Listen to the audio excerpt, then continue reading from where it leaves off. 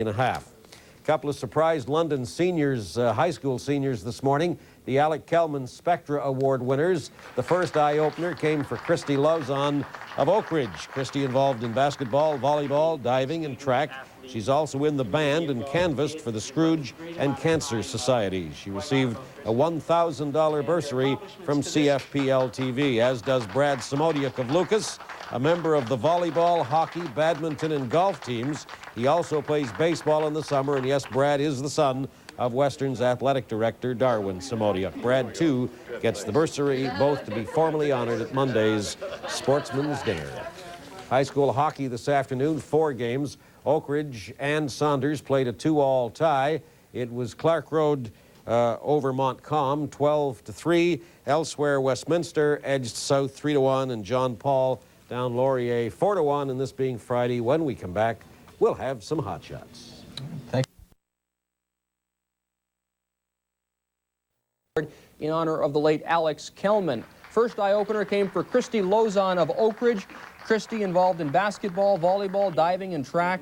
She is also in the band and canvassed for Scrooge and Cancer Society. She receives a $1,000 bursary from CFPL-TV, and so does Brad Semotiuk of Lucas, a member of the volleyball team, as well as hockey, badminton, and golf. He also played baseball during the summer. Brad gets the bursary as well. Both will be formally honored at Monday's Sportsman's Dinner at the Radisson downtown. And staying with the high school theme, we go to the hockey scoreboard from this afternoon. 4 games.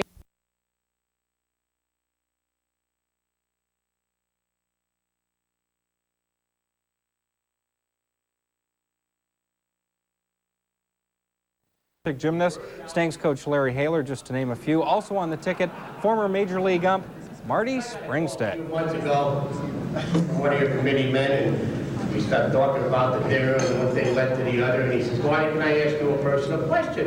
And I said, "Of course." He says, "Well, do you believe in free speech?" I said, "Well, of course I believe in free speech." He says, "Good, it can be in London, Ontario, January 23rd.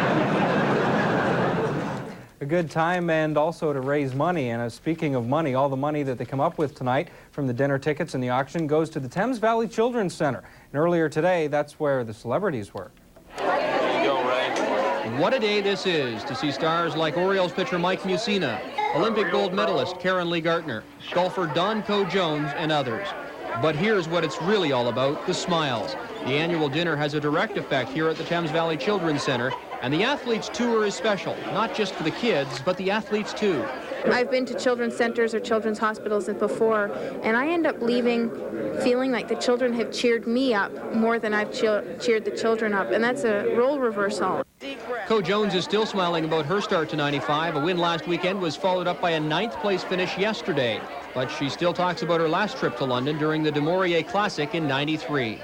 I really thought that that was the one time I was going to win the Du Maurier. It was a good feeling for me that week. I loved the golf course, the support that the town came out and really supported the tournament. And what about baseball? Orioles player rep Mike Mussina should be getting ready for the season, but what season? My gut instinct from the beginning was I was optimistic about it. I'm saying we're going to get back out there. It's not going to take that long. And here we sit in the end of January almost, and still nothing's really happened, and it's maybe even taken a turn for the worse. So I'm going to go the other way now, and I'm going to be pessimistic and say that we're never going to play the rest of the year, and hopefully that'll work in the effect that we'll get back in April or May, because we're really excited about getting back out there and playing whenever that may be. Perry Essler, News Now, London. On to hockey, and in the big leagues tonight, a great game between the Cup champions.